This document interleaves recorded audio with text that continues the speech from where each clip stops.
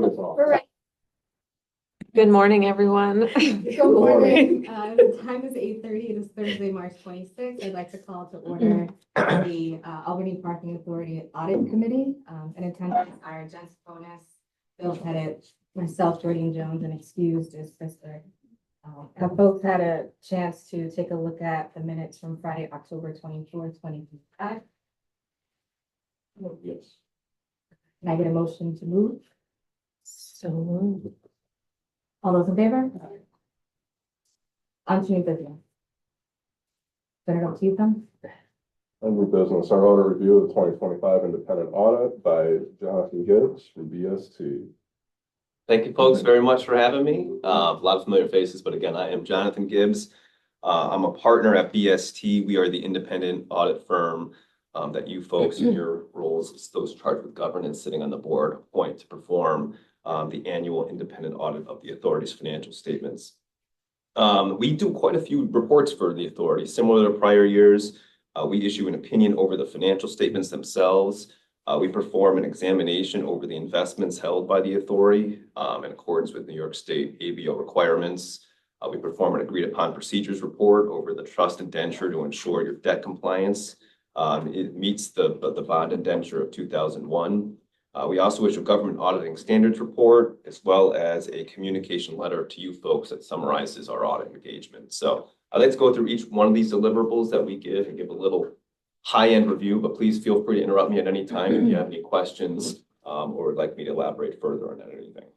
So we began our audit in early February. We were out here for a week. We then worked with primarily Sean and Missy to complete everything that we need to complete, and we have issued these financial statements, and they will meet the deadline of March 31st in accordance with the ABO requirements. We issued an unmodified opinion over the financial statements. That is a clean opinion. That is the highest level of assurance that we are able to provide under our professional standards. And just to kind of walk through some high-level items within the financial statements themselves, that audit opinion is on pages 1 through 3. Within pages 4 through 10 is management's discussion and analysis that discusses the operations of the authority, as well as current matters for the reader to consider while reading the financial statements themselves. I do just want to touch on the balance sheet income statement real quick of the authority. The balance sheet at 12/31 of 2025 in comparison to 2024, you'll notice that total assets decreased about $2 million. This is the biggest driver here. Is the cash and cash equivalents of the authority decreased. The authority had substantial debt payments that came due during 2025, requiring a significant amount of resources of those cash and equivalents in order to do that, which ultimately results in the decrease in assets. Due from Albany, this increased about $250,000. That's a function of timing. There were 4 months outstanding enforcement compared to 3 months in 2024. We see that from year to year as that fluctuates based entirely on the timing of those payments. Finally, we see that in the asset section, about a $500,000 decrease in capital assets. The substantial capital assets that the authority operates continue to be depreciated. There are about $1.1 million of depreciation during 2025 that was partially offset by about $800,000 of additions. Moving to the liabilities real quick, as I mentioned previously, you'll note that those decreased substantially as a result of the significant bond repayments. The authority had about $2.5 million that they repaid in accordance with their bond agreements and did not issue any new debt within 2025, thereby resulting in a pretty significant decrease. We always touch on the OPEB and the pension liabilities. These are subject to actuarially determined calculations of what that liability is at 12/31 each year. The OPEB increased about $800,000. The pension decreased about $300,000. Again, the authority is rather beholden to what those actuarially determined estimates of that liability are. Finally, at the bottom of the balance sheet, you'll see that the net position increased about $700,000, which kind of brings us to the next page, which is the authority's income statement for 2025. A rather comparative year in comparison to 2024. As we start with parking revenues, those remained about what they were at the 2024 levels. There were some federal grants, ARPA funding primarily, that was passed through the city that the authority did not receive in 2025, as well as a $100,000 state grant that they did not receive. But ultimately, the $9.4 million in 2024 is comparable to the $9.5 in 2025. Moving through the operating expenses, again, these are rather comparison. About $180,000 increase in salaries and benefits as a result of contractually required salary increases as well as increased benefit costs. The one item is the licensing fee. You'll see that decreased about $300,000. We discuss this with management each year. Again, that's a mutually determined amount between the authority as well as the city. Finally, with the non-operating section, the only item I would point through there is the interest expense continues to decrease as a result of the authority repaying that debt and there being no new issues in recent memories. The rest of the notes of the financial statements are rather comparative to the prior year. There were no new accounting standards that were required to be implemented by the authority. There were no new changes in accounting estimates that the authority had to disclose. There was no other matters here that really impacted the notes to the financial statements. We always talk on what's kind of coming down the road in terms of pending pronouncements. Next year, there's a pending pronouncement related to the management's discussion analysis that we'll work with management just to kind of as a refresh of the government accounting standards boards. Just want all governments to say, hey, take a look at your MD&A. A lot of them have kind of varied over the years, but make sure that they're compliant with a few different things. So that'll be kind of a qualitative standard that we can work together on. But there really is nothing to point your attention to as board members. I don't anticipate any significant accounting standards that would impact the actual amounts that are recorded or how things are reported within the authority's financial statements in future periods. Within the notes, the financial statements, we also have the required and supplementary information. Again, no changes there. The only item there would be the addition of the WLI within your supplementary information in 2025. Not a material impact there, but a significant increase.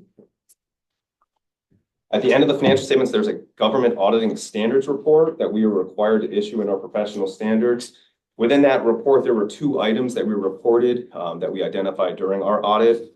Similar to prior years, there were some material adjusting journal entries that are fully disclosed to you folks that required from the initial trial balance the authority presented to us to what's in these final financial statements, adjustments of depreciation expense, amounts due from Albany, some accounts payable adjustments, some investment transfers that were initially reported as revenues, as well as some adjustments to retainage expenses.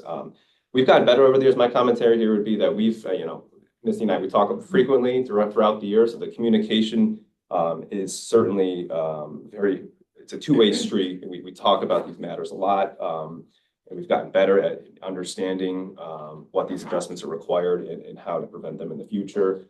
Again, it just takes a little bit of time here. The authority's definitely gotten better over the years. In particular, from 3 years ago, I believe we had a rather significantly greater increase in adjusting journal entries. But it certainly would encourage John, obviously, to reach out anytime with any questions that folks have. The one other item that we reported there was a payroll transaction that occurred late in the year. We discussed this ad nauseum with management. This, as you folks are aware, seemed there were quite a few different things that had to go wrong in order for this issue to happen, but there was a certain employee that was overpaid by an amount in a late payroll transaction cycle in December. The authority has noted that they continue to recoup those funds and work towards remediating that item. We disclose that in accordance with our professional requirements to ensure that you folks on the board are aware of this matter, which you already are, but in accordance with the professional requirements, we are required to fully and transparently disclose what happened. Thank you. And just to be clear, that was ADP who screwed up. That's right. So just to put that, like, it wasn't the authority that made that mistake. It was thankfully caught within, a timely manner for us, but it wasn't a direct result of the authority's, operations.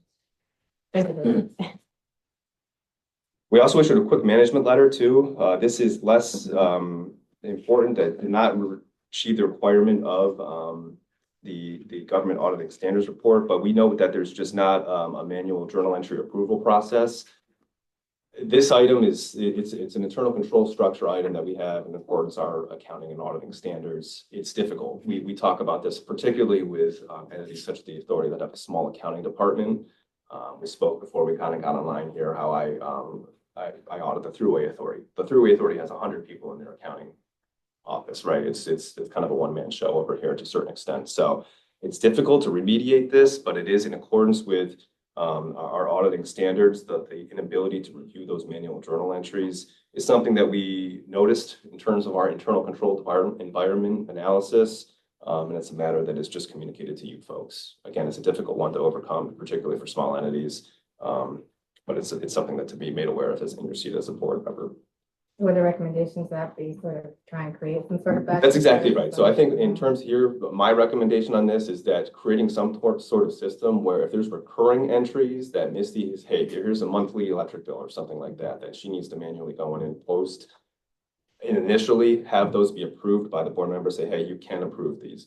When there's significant other adjusting journal entries, for example, that the investment reserve transaction this year that was reported, have some type of process where someone with the knowledge, skills, and experience of accounting can say, okay, Misty, I take a look at this entry, I approve it, I understand it, and you're good to post it.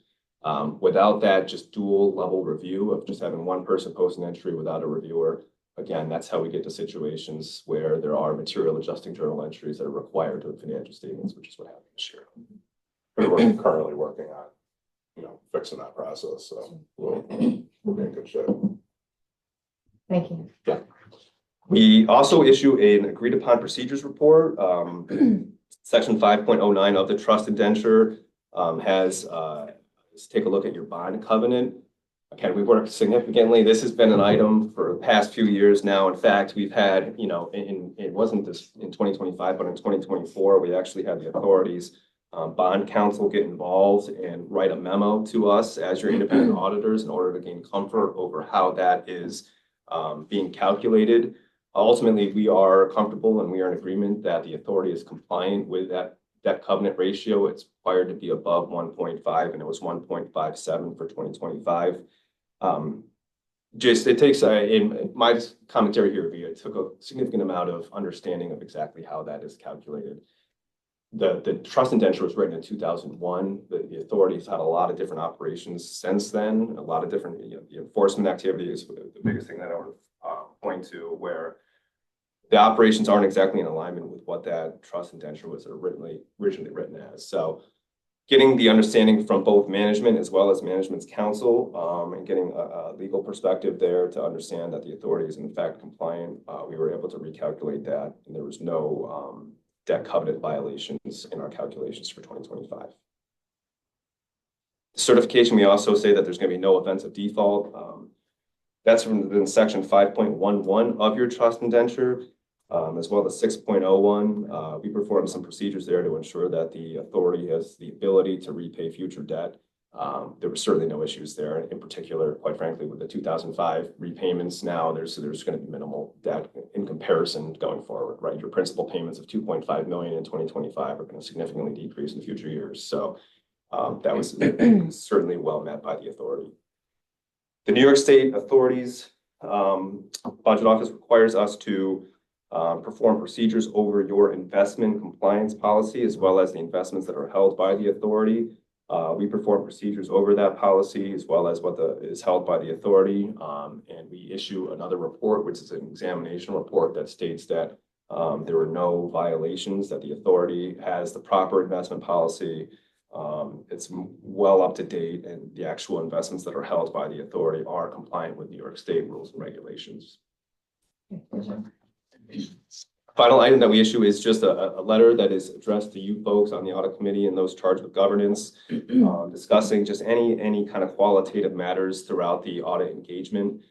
We noted that there were no instances where we questioned management's estimates. We had no disagreements with management. The source documentation that were required to issue our audit opinion was provided to us by management, and there were no difficulties in actually obtaining the information we needed to form our opinion. Full disclosure of all matters within the authority were provided to us in our roles as auditors. We also just disclosed the actual quantitative amounts of the adjustments that we previously discussed within the government auditing standards report. But that is required. This letter is it's a quick letter that's required under our auditing principles. Again, addressed to you folks. That gives a summary of the engagement. Overall, there's, it's a positive letter in the sense that we got what we needed and we were able to issue your report by your deadline of 3/31. With that, I'm happy to elaborate on anything within the financial statements, any of the reports that we issue, anything qualitative at all, any other aspects. I'll open it to you guys if you have questions. Ma'am, did you have any questions? As being audit chair. Also, if you- I don't have any questions. Okay.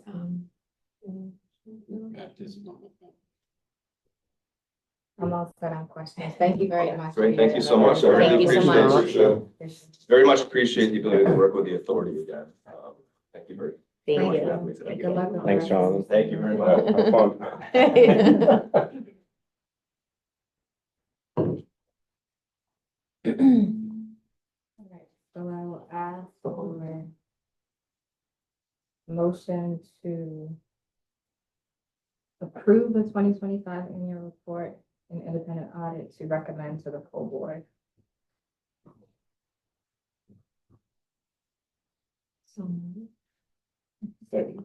All those in favor? You have some pins and needles, sir.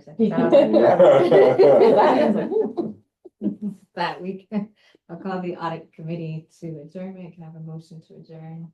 So moved. Second. All those in favor? Thank you.